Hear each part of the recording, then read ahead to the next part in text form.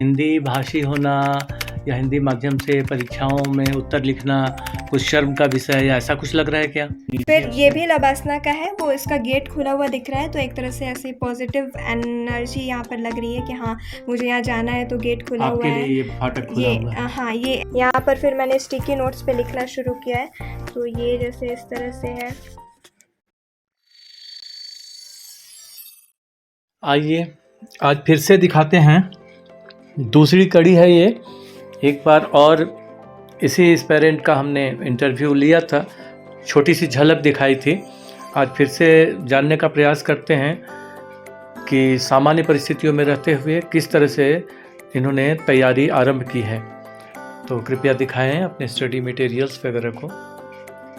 जी, मैंने ये study material सजा के रखे हैं यूपीएससी के लिए, जो मुझे समझ में आया क्योंकि मैंने यूट्यूब पे जाके टॉपर्स के जो स्टडी मटेरियल्स हैं उनका वीडियो देखा, उसके आधार पे मैं ये सब बनाई हूँ। ये मैंने सब्जेक्ट के हिसाब से इसे अलग अलग रखा है। जैसे ये पूरा हिस्ट्री का सेक्शन है जिसमें एनसीईआरटी है, और फिर ये है स्पेक्ट्रम, और ये सोशियोलॉजी का है एनसीईआरटी, ये जियोग्राफी का है एनसीईआरटी, और जेसी लियोंग का एक बुक आता है, और ये है इकोनॉमिक्स का एनसीईआरटी, ये पॉलिटी का है एनसीईआरटी, और एक एम लक्ष्मीकांत का बुक है। ये मेरा बीए फर्स्ट ईयर ऑनर्स का है पब्लिक एडमिनिस्ट्रेशन, उसका है ये बुक। और यहाँ पर कुछ आंसर राइटिंग और मेंस और प्रीलिम्स से जुड़ी चीज़ें हैं, तो मैंने एक एक करके दिखाती हूँ। इधर कुछ बाकी रह गया? और जी, ये मैगज़ीन है योजना और कुरुक्षेत्र, आती है मंथली मैगज़ीन, वही है, पर अभी मैंने बस एक बार लिया है इसे। अभी अभी आपने तैयारी आरंभ ही की है। जी, मैं ये दिखा रही हूँ। जैसे मैंने ये दिशा पब्लिकेशन का ख़रीदा है, जो कि सेट में आया है बुक, ये सारा 8 years UPSC civil services IAS mains general studies paper 1 to 4 year wise solve papers, ये 2013 to 2020 का मेरे पास है। ये है बुक। इसके बाद एक बुक आती है इसी की, इंग्लिश कंपलसरी, ये सॉल्व पेपर्स हैं, ये 2013 to 2020। एक आता है UPSC IAS IPS mains general studies, जो कि मेंस के लिए पेपर 1 to 4 का। एक आता है जो ये सारा सेट में आया है, यहाँ पर है ये एसे के लिए है, ये इतना सेट में है, ये देख सकते हैं आप, ये सेट में है 4 बुक्स। ये सेट में मैंने अमेज़ॉन से मंगाया था। और फिर ये एथिक्स का है, मैंने सब कुछ अमेज़ॉन से ऑनलाइन ही ऑर्डर किया था। और ये एथिक्स का है, ये लेक्सिकॉन एथिक्स का ये बुक है। ये एनसीईआरटी का जिस्ट ऑफ एनसीईआरटी कहते हैं, इसमें सारे एनसीईआरटी के जो भी जीएस के सब्जेक्ट्स हैं उनको समराइज़ करने की कोशिश की गई है। और मैं एक बार इसका दिखा देती हूँ।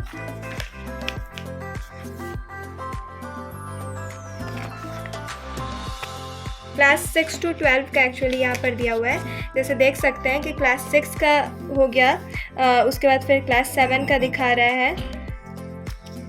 जिन लोगों के पास पढ़ने का कम समय है उनके लिए ये बढ़िया है। हाँ, और इसी तरह से सारे सब्जेक्ट का इसी तरह से हर क्लास का दिया हुआ है इसमें 6 to 12। जी बिल्कुल। और तो कुछ लोग अगर ड्यूटी वगैरह कहीं करते हो पार्ट टाइम, उसके बाद तैयारी कर रहे हो, तो शायद उनके लिए ये जिस्ट वाला ज़्यादा अच्छा होगा ना। जी, और मैंने जैसे कि एनसीईआरटी भी खरीदी है, पर साथ में अगर जिस्ट है तो होता है कि रिवीजन में काम आता है। ठीक है। और ये है 26 years यूपीएससी, ये प्रीलिम्स के लिए है, जो कि सॉल्व पेपर्स हैं इसमें, प्रीलिम्स के लिए। ये सारा जो चारों है ये मेंस के लिए ही है, मुख्य परीक्षा के लिए। हाँ, मेंस के लिए ये सब जी।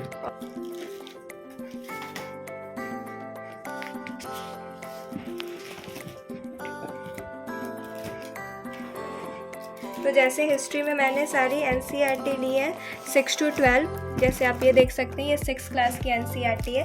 सब कुछ मैं अभी तक मेरा सब कुछ हिंदी मीडियम में रहा है, तो अभी मैं इंग्लिश मीडियम में स्विच करने के लिए ट्राई कर रही हूँ, इसलिए मैंने ये इंग्लिश मीडियम का लिया है। तो मुझे थोड़ी तो डिफ़िकल्टी शुरुआत में आ रही है, जैसे मुझे आप देख सकते हैं पेंसिल से इन्होंने बुक्स में ही लिखा है, पन्नों पर। जी, जैसे मैंने जगह जगह यहाँ पर नोट भी किया है बहुत इन्होंने, सारा मुझे लिखना पड़ा है एक अपनी तरह से। समझ से, जिसका मीनिंग समझ में नहीं आ रहा था उसे डिक्शनरी वगैरह पूरी से देख बुक्स के, में कंप्यूटर जैसे से देख के मुझे इसे लिखना पड़ा है। फिर जैसे अगर मैं इस 7th क्लास की बात करूँ तो यहाँ पर भी मुझे बहुत लिखना पड़ा है।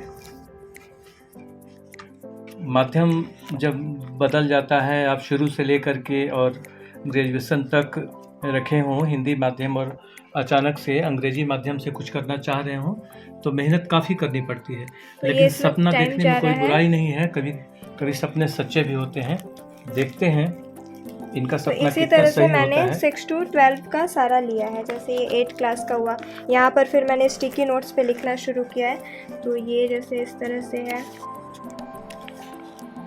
कभी समय मिलेगा तो इनके स्टिकी नोट्स को भी विस्तार से शेयर करेंगे, कुछ लोगों को सुविधा हो जाएगी, खोजना नहीं होगा जो हिंदी माध्यम के लोग हैं। आप कमेंट बॉक्स में बताएंगे, अगर वैसी ज़रूरत महसूस होगी तो वो भी हम लोग करेंगे इस बारे में। तो ये इस तरह से मेरा 6 to 12 का सारा बुक है। यहाँ पर आप देख सकते हैं शॉर्ट में, ये सारा 6 to 12 है। और फिर ये स्पेक्ट्रम है, मॉडर्न हिस्ट्री के लिए स्पेक्ट्रम। अधिकतर लोग जो भी यूपीएससी क्वालिफाई किए हैं वे लोग भी स्पेक्ट्रम की चर्चा करते हैं। और फिर ये ज्योग्राफी के लिए मैंने लिया है। ये पहले तो 6 to 12 की ऑल NCERTs हो गई यहाँ पर। ये टोटल 6 to 12 है जितनी भी आती हैं NCERT। और फिर ये रेफरेंस बुक में JC लियोंग के बुक है ये, certificate physical and human geography. जी। फिर ये सोशियोलॉजी के लिए आता है, 11 क्लास का है ये दोनों 11 क्लास के हैं। 12 में आप देख सकते हैं दो बुक 11 और 2 बुक 12 दोनों का है। मतलब हो गया टोटल 4 बुक यहाँ पर। और सोशियोलॉजी के लिए मैंने कोई अलग से रेफरेंस बुक नहीं लिया है, NCERT सिर्फ है। इकोनॉमिक्स है, इसके लिए भी अलग से आता है। वैसे बहुत सारे बुक्स आते हैं जो कि टॉपर्स भी कहते हैं, पर अभी मैंने सिर्फ NCERT ली। पॉलिटी के लिए ये ऑल NCERT है यहाँ पर, 6 to 12 सारे NCERT हैं। और ये है इंडियन पॉलिटी, एम लक्ष्मीकांत की ये बुक आती है। और ये मेरा इग्नू का है बुक, जो कि इग्नू में एडमिशन होने पे बुक मिलता है। और अगर आप चाहें तो ऑनलाइन कोई भी उसको डाउनलोड कर सकते हैं, PDF फ्रीली डाउनलोड कर सकते हैं इग्नू की बुक्स का। पर उसका अगर आपको हार्ड स्टडी मटेरियल ऐसे चाहिए बुक के फॉर्मेट में, तो उसके लिए एडमिशन होता है उसमें। और इग्नू का बहुत रिलेवेंट होता है UPSC के सिलेबस से। जैसे कि ये फर्स्ट ईयर का है, इसमें एनवायरमेंटल स्टडीज़ आ जा रहा है। मेरा BA-PAH प्रोग्राम है, bachelor of arts honours in public administration. तो साथ में जैसे एनवायरमेंटल स्टडीज़ है तो ये भी UPSC के लिए काम आता है। फिर अगर पब्लिक एडमिनिस्ट्रेशन में बात करें तो ये सब UPSC के सिलेबस में है, एडमिनिस्ट्रेटिव थिंकर्स, फिर जैसे पर्सपेक्टिव्स ऑन पब्लिक एडमिनिस्ट्रेशन। फिर ये यूथ, जेंडर एंड आइडेंटिटी, ये साइकोलॉजी पे एक बुक है। ये है Indian society images and reality. English पे है इंग्लिश कम्युनिकेशन स्किल्स। और पब्लिक एडमिनिस्ट्रेशन पे फिर से है administrative system eight union level, administrative system eight state and district levels. तो ये पूरा इग्नू के बुक है मेरे, 8 टोटल फर्स्ट ईयर में है। और इसी तरह से फिर वो दूसरे बुक्स हैं वो इकोनॉमिक्स के हैं, ये इतने इग्नू के हैं। और इसी तरह से फिर अभी सेकेंड ईयर थर्ड ईयर में बुक आएंगे। तो मुझे लगता है कि बहुत हद तक UPSC के सिलेबस से मैच खाता है इग्नू का बुक। जैसे अगर मैं आपको खोल के दिखाऊं तो लास्ट में जैसे लिखा रहता है हर चैप्टर के लास्ट में, मैं दिखाने की कोशिश कर रही हूँ रेफरेंसेस हर चैप्टर के लास्ट में। तो बहुत सारे जो फेमस बुक्स हैं उनसे ये लिया गया है, आप देख सकते हैं बहुत सारे बुक से ये लिया जाता है।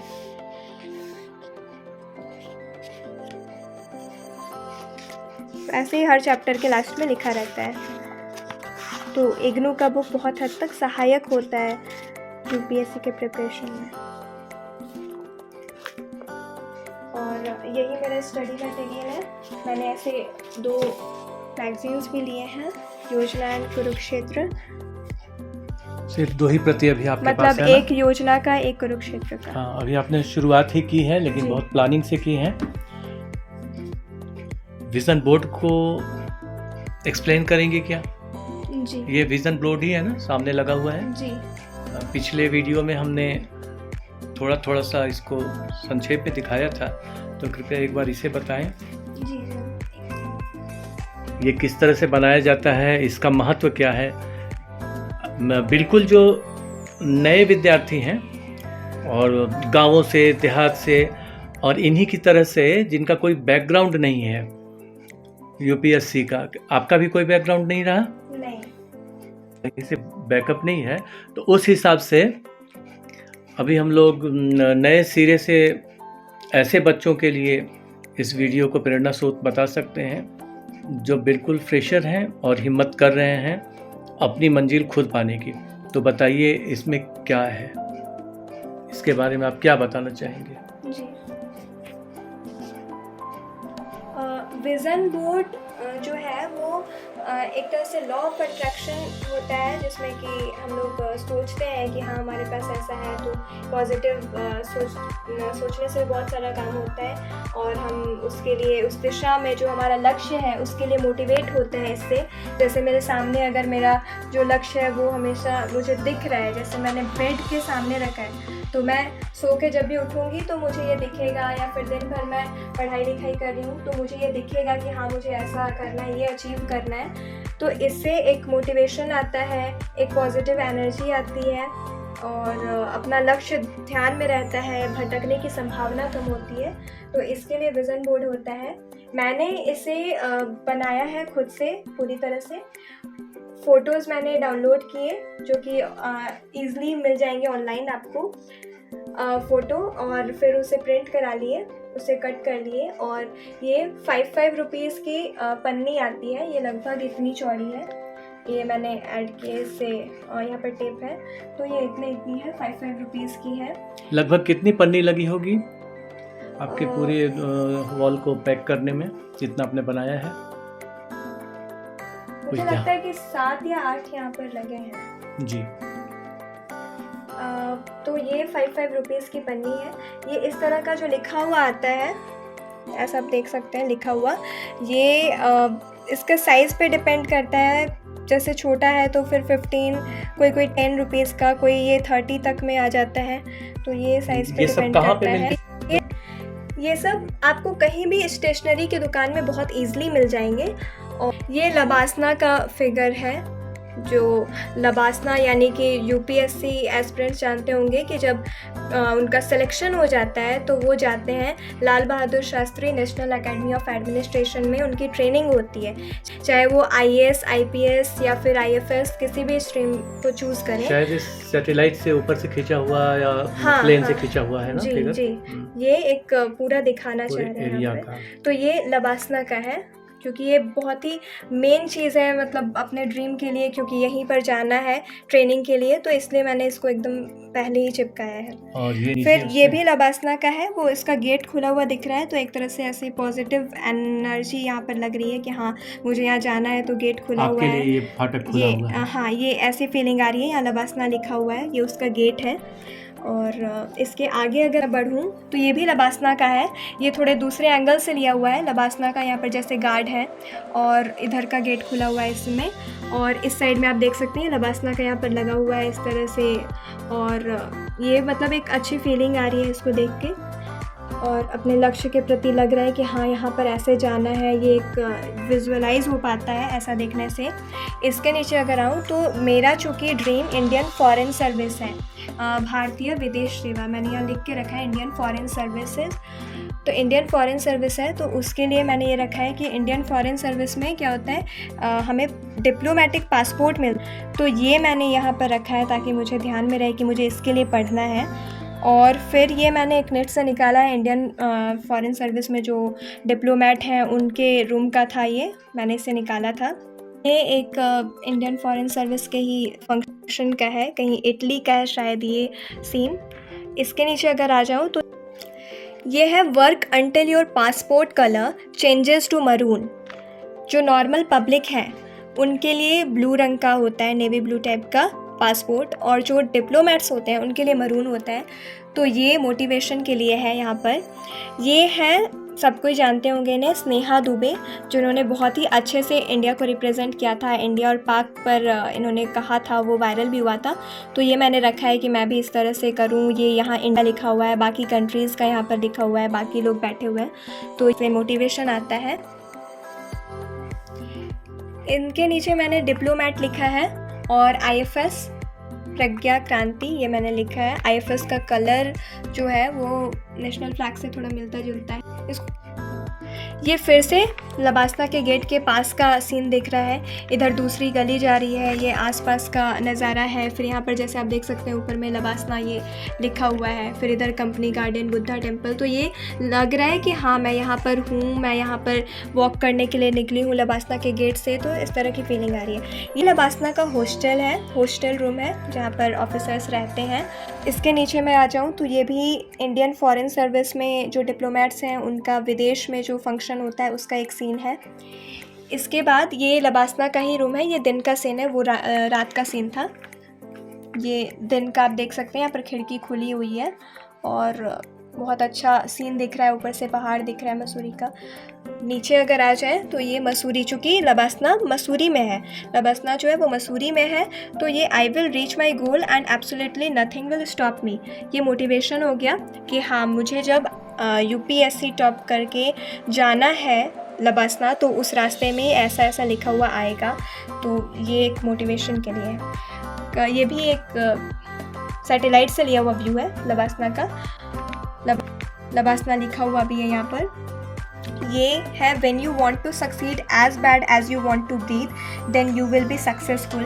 यहाँ पर जैसे यहाँ पर पानी है, कोई नदी है और उसमें से हाथ निकला हुआ दिख रहा है, मतलब कोई नदी में डूब रहा है, उसको सांस लेना है और उसके लिए बहुत ज़्यादा मोटिवेशन है उस समय कि उसको सांस लेना उसके लिए बहुत ज़्यादा ज़रूरी है। तो उतना उस तर्ज पे अगर हमारा सक्सेस के लिए बेचैनी हो जाए तो सक्सेसफुल होने से कोई हमें रोक नहीं सकता है। मसूरी के लिए ये दूसरा है, वो जो था एक था। और यहाँ पर है कि बर्फ़ जमी हुई है और यहाँ पर एक कार लगी हुई है और मैं ऐसा सोच रही हूँ कि मैं इस कार में हूँ और यहाँ से हम जा रहे हैं लबासना के लिए। इसके नीचे आ जाए तो ये लबासना का यूनिफॉर्म पहने हुए एक खड़ी हैं जो ऑफिसर हैं। तो यहाँ पर ऐसे इमेजिन कर सकते हैं कि जो भी एस्पिरेंट है वो खुद के लिए इमेजिन कर सकते हैं। इधर मेरा थोड़ा सा उतना दूर तक लबासना के लिए था, इधर से सेक्शन थोड़े दूसरे चीज़ों पे आ गया है। जैसे यहाँ पर है all I need is with in me right now. तो जैसा मैं अपना हाइट, जैसा मैं अपना हेयर ये सब चाहती हूँ उस पर मैंने इधर किया है। जैसे ये मैंने हाइट के लिए रखा है कि ये थोड़ी लंबी लग रही है लड़की, तो मैं चाहती हूँ कि मेरी हाइट इस तरह की हो जाए। और मुझे मार्शल आर्ट सीखने का है तो इसलिए मैंने मार्शल आर्ट का भी रखा है फ़ोटो। मैं चाहती हूँ कि मैं स्टडी ब्लॉग करूँ और मैं बहुत ज़्यादा प्रोक्रेस्टिनेशन, मैं बहुत ज़्यादा काम को बहुत टालती हूँ तो उस कारण मैं कर नहीं पा रही हूँ। तो मैं रखी हूँ कि हाँ मतलब मैं भी ऐसे करूँगी। और ये पढ़ाई के लिए है। आप देख सकते हैं कि यहाँ पर कोई लड़की है जो कि बहुत ध्यान से पढ़ रही है, तो मैं सोच रही हूँ कि मैं भी ऐसे ही पूरे फोकस के साथ पढ़ रही हूँ। बाल के लिए है यहाँ पर, मैं चाहती हूँ कि मेरा ऐसा बाल हो जाए, लंबा लंबा बाल हो जाए। तो उसके लिए मुझे ध्यान रहे कि हाँ मुझे तेल लगाना है या फिर जो भी केयर करना है, मुझे एक ध्यान रहेगा कि मुझे ऐसा बाल चाहिए। फिर ये चोटी में ऐसा है, थोड़ा घना चोटी दिख रही है, घनी चोटी है, तो इस तरह का ध्यान में रहेगा। यहाँ पर आप देख सकते हैं कि ये अनुष्का शर्मा का छोटा बाल है। ये मैंने छोटा बाल वाला इसलिए लिया है कि मुझे चाहिए वैसे लंबा वाला बाल जैसा मैंने पहले दिखाया, लेकिन मुझे ये रहे कि लंबा बाल देख के ये नहीं लगे कि मेरा बाल अभी मतलब कुछ नेगेटिव फीलिंग नहीं है। तो ये रहे कि हाँ छोटे बाल में भी लोग सुंदर लग सकते हैं और फिर लंबा होगा तो ऐसे बैलेंस रहेगा मतलब फीलिंग। स्टडी ब्लॉग पे दूसरा है, ये मैंने रखा था कि 1 मिलियन सब्सक्राइबर होने पे मेरा यूट्यूब चैनल कैसा होगा, उसके लिए मैं ये एडिट करके लिखी हूँ, मतलब ये एडिटेड है। तो ये एडिटेड है मेरे यूट्यूब चैनल का नाम, पर अभी मैं उतना फोकस उस पर नहीं कर पाई हूँ। इधर मैंने रखा है I am beautiful just the way I am.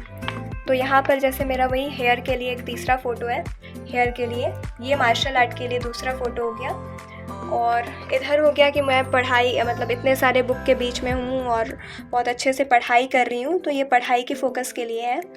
इधर भी हो गया कि हाँ मैं पढ़ रही हूँ, और ये जैसे कि ये लड़की है बहुत अच्छे से पढ़ रही है, यहाँ पर हाथ में पेन है, तो ये भी पढ़ाई के लिए हो गया। और ये है कि ये बेसिकली मैं कह सकती हूँ हाइट के लिए, कि जैसे बैठने पे हाइट अच्छी लग रही है, तो ये इतना। तो यहाँ तक तो विज़न बोर्ड की बात हो गई। अब थोड़ी सी बात, अगर आप ज़्यादा नहीं थकी हो तो 2-4 प्रश्न और पूछते हैं। जी। पहला तो ये कि आप हिंदी से अंग्रेजी में स्विच करना चाह रही हैं, जी। मतलब अभी तक आप हिंदी मीडियम से ही पढ़ती रही हैं throughout up to graduation first year ना? अभी मेरा ग्रेजुएशन में इंग्लिश मीडियम है। अच्छा, ग्रेजुएशन में आपने इंग्लिश मीडियम रखने की हिम्मत की है। जी। ठीक है, अब उसमें क्या होता है रिजल्ट ये तो समझ में आ जाएगा। आप फर्स्ट ईयर का एग्ज़ाम दे चुकी हैं ना? जी। हाँ, तो जो भी होगा, तो आप इसमें कैसे हिम्मत कर रही हैं, क्यों कर रही हैं, इसका कुछ कारण बताएंगे? क्योंकि मातृभाषा तो अपनी हिंदी है। आप सोचती हैं अंग्रेजी में या हिंदी में? जी, पूरी तरह से हिंदी में। हिंदी में सोचती हैं, फिर भी आप चाह रही हैं, तो क्या हिंदी भाषी होना या हिंदी माध्यम से परीक्षाओं में उत्तर लिखना कुछ शर्म का विषय है या ऐसा कुछ लग रहा है क्या? हिंदी मेरी मातृभाषा है और मुझे इस पर पूरी तरह से गर्व है। और हिंदी, चूँकि मैं अभी तक हिंदी में ही पढ़ी हूँ, तो मेरी हिंदी बहुत हद तक अच्छी भी है। इंग्लिश की तुलना में तो बहुत ही अच्छी है हिंदी। फिर भी मैं इंग्लिश माध्यम इसलिए चूज़ कर रही हूँ क्योंकि कहीं ना कहीं मेरे मन में ये एक इंफिनिटी कॉम्प्लेक्स रहेगा कि अगर मैं हिंदी से करती हूँ तो हिंदी तो मेरी अच्छी है, पर मेरे मन में ये रहेगा कि मुझे इंग्लिश नहीं आती है, और इसलिए मैंने हिंदी से किया। और इसलिए मैं चाहती हूँ कि मुझे इंग्लिश आए, मैं इंग्लिश से निकाल सकूँ, ताकि मुझे ये नहीं लगे कि इंग्लिश जो एक सिर्फ़ और सिर्फ एक भाषा है, और जैसे हिंदी है, जैसे कोई और अदर लैंग्वेज है, इंग्लिश जो कि एक भाषा है सिर्फ और सिर्फ। तो मैं चाहती हूँ कि मैं इसे सीखूँ और उसके बाद मेरे अंदर ये कॉन्फिडेंस आएगा कि हाँ मैं इंग्लिश में कर सकती हूँ। क्योंकि हिंदी तो मेरी अच्छी है ही, अगर मैं कितना भी इंग्लिश सीख लेती हूँ तो मैं हिंदी को भूलने वाली नहीं हूँ, मुझे हिंदी हमेशा याद रहेगी। तो फिर कारण क्या है, क्यों स्विच करना चाह रहे हैं? स्विच मैं इसलिए करना चाह रही हूँ क्योंकि मेरे मन में ये भावना नहीं रहे कि मैं इंग्लिश नहीं कर सकती, इंग्लिश मेरे लिए पहाड़ है। और कितना समय देंगे, क्योंकि अब बीच बीच में भी इंटरव्यू आपका लेंगे, तो क्या लगता है कब तक आपकी तैयारी हो जाएगी इसकी अंग्रेजी माध्यम से लिखने की तैयारी? कुछ कितना समय लगेगा, क्योंकि अभी तो वोकैबुलरी, ग्रामर सब में समय देना पड़ता होगा। जी। परेशानी होती होगी। जी। तो क्या टारगेट है, क्या लगता है कब तक स्ट्रॉन्ग कर लेंगे इतना कि आप उस बात को अंग्रेजी में व्यक्त कर सकें जो आप जानती हैं? अभी मेरा फर्स्ट ईयर का जस्ट एक सप्ताह पहले ही एग्ज़ाम कंप्लीट हुआ है फर्स्ट ईयर का, तो सेकेंड ईयर में मैं हूँ, तो मैं साथ साथ में ये सब पढ़ रही हूँ। और अभी मैंने जस्ट स्टार्ट ही किया है, और अभी जो मैं 2 बुक दिखाई उसको किसी तरह मैंने बस एक बार वोकैबुलरी उसका ढूंढा है। अभी बहुत सारे बुक्स, मैक्सिमम जितने 90% बुक्स हैं मैंने नहीं अभी किया है स्टार्ट, तो इसलिए अभी मुझे आइडिया तो नहीं है कितना टाइम लगेगा, पर मुझे उम्मीद है कि मैं कर लूँगी, क्योंकि जैसे जैसे एक एक बुक कंप्लीट होगा तो मेरे वोकैबुलरी जो है वो बढ़ ही रही है, तो धीरे धीरे मेरा वर्ड पावर बढ़ रहा है। तो मुझे लगता है कि ये हो जाना चाहिए 6 महीने में। लेकिन ऐसा माना जाता है और एक्सपर्ट्स भी बोलते हैं कि आप जिस भाषा में सहजता से व्यक्त कर सकते हैं अपनी बातों को, वो आपके लिए सर्वश्रेष्ठ माध्यम है। क्योंकि अगर आप उसमें वर्ड्स खोजने लगेंगे, ग्रामर खोजने लगेंगे, लिखते समय में कैसे सेंटेंस बनाएं, इसकी दिक्कत कहीं आ गई तो सहजता से वो बात निकल के नहीं आएगी, तो वो फ्लुएंसी बाधित हो जाएगी और उसमें समय भी बर्बाद होगा। थोड़ा भी अगर कलम रुक गई कहीं भी तो परेशानी होगी। तो इसके लिए आपने क्या सोचा है, कुछ प्लानिंग है या सोचेंगे बाद में?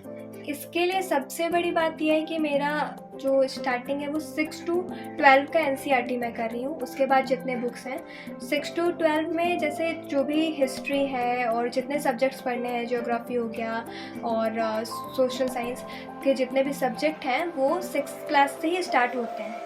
तो जो बाकी बच्चे भी सीख रहे हैं इंग्लिश वो 6th क्लास से वो प्रैक्टिस कर रहे हैं। तो मुझे वो पूरा जो 6th क्लास में जो वर्ड मीनिंग्स आ रहा है, फिर उसके बाद जो आ रहा है वहाँ से मेरी तैयारी हो पा रही है। जो बिल्कुल बेसिक से हायर लेवल पे NCERT अगर मैं कर रही हूँ तो बिल्कुल बेसिक से हायर लेवल पे हो रही है। तो मुझे मेहनत तो पड़ेगी, पर मुझे लगता है कि मैं कर लूँगी क्योंकि मेरी रीडिंग अच्छी है, मैं इंग्लिश समझ अच्छे से लेती हूँ।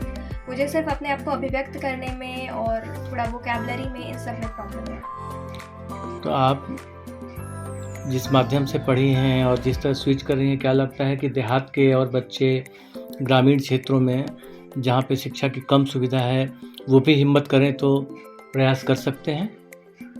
मेहनत इसमें लगेगी, मेहनत बहुत ज़्यादा होती है, पर कोशिश करने से तो सब कुछ हो सकता है। यद्यपि अभी आप कुछ भी दावे से नहीं कर सकते हैं क्योंकि न तो आपका कुछ वैसा बैकग्राउंड है और न ही आपने सफलता के झंडे गाड़े हैं, तो आपके कहने का बहुत महत्व तो नहीं रहेगा। फिर भी अनुभव के आधार पे आपको ऐसा लग रहा है कि और लोग भी हिम्मत कर सकते हैं और कुछ भी असंभव नहीं, ठीक है ना? अच्छा, इतना सब करने में कभी ऊब भी होती होगी पढ़ते पढ़ते, तो कुछ मनोरंजन का साधन वगैरह अपनाती हैं क्या, मन को थोड़ा सा फ्रेश कर लें कुछ देर के लिए? जी, मेरी हॉबी सिंगिंग है। ऐसे मैं डांस भी करती हूँ, पर सिंगिंग मुझे मतलब ज़्यादा अच्छा लगता है क्योंकि मैं कभी भी पढ़ते पढ़ते या कभी भी थकी तो गुनगुना सकती हूँ। डांस हर समय नहीं हो पाता है, उसके लिए थोड़ा मूड चाहिए होता है, तो सिंगिंग मैं करती हूँ। तो कुछ अभी एक आध दो पंक्तियाँ जो कुछ ध्यान में हो बता सकते हैं? मैं बिल्कुल नॉर्मल, मतलब मुझे बस शौक से गाती हूँ, मैंने कोई सीखा नहीं है गाना, मैं सीखी नहीं हूँ, तो मैं कोशिश करूँगी। क्या सुनाएंगे?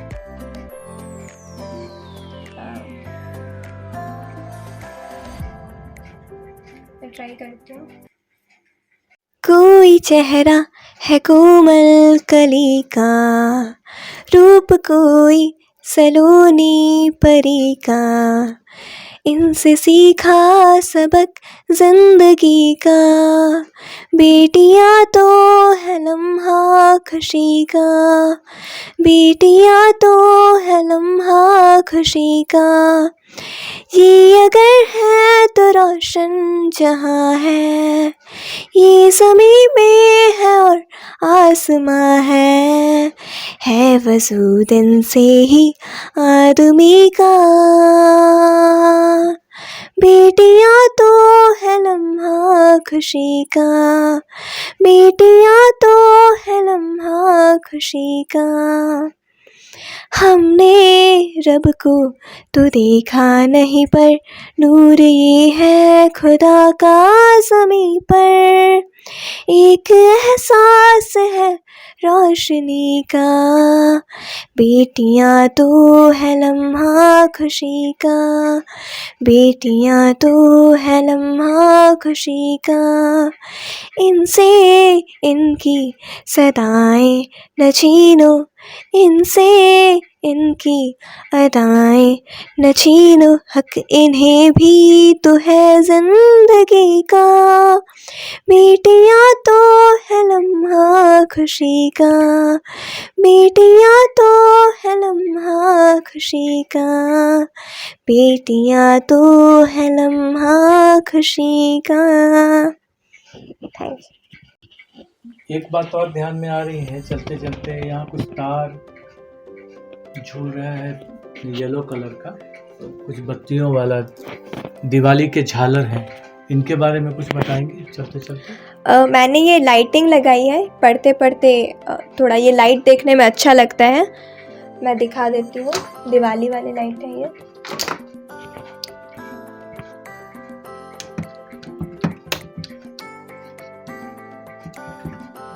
ये इस तरह से जलता है तो पढ़ने में थोड़ा अच्छा लगता है। अगर नहीं भी पढ़ने का मन है तो स्टडी टेबल पे बैठने के लिए ये देखने में अच्छा लगता है तो बैठने का मन करता है।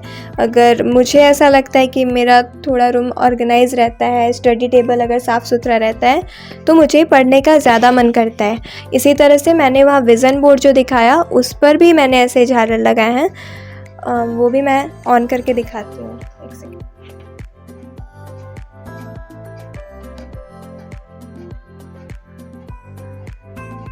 एक छोटा सा उत्सव का माहौल घर में ही पढ़ाई के लिए और ज़्यादा इंस्पायर होने के लिए इन्होंने कर रखा है, और इससे इन्हें अच्छा फील होता है जैसा बता पा रही हैं। बाकी सबकी अलग अलग परिस्थिति होती है, कुछ लोगों को ये अच्छा नहीं भी लग सकता है, इरिटेटिंग लग सकता है मे बी, तो अपने अपने हिसाब से करके देखें। और फिर मिलेंगे इस यात्रा में आगे कुछ और जानने के प्रयास में। धन्यवाद।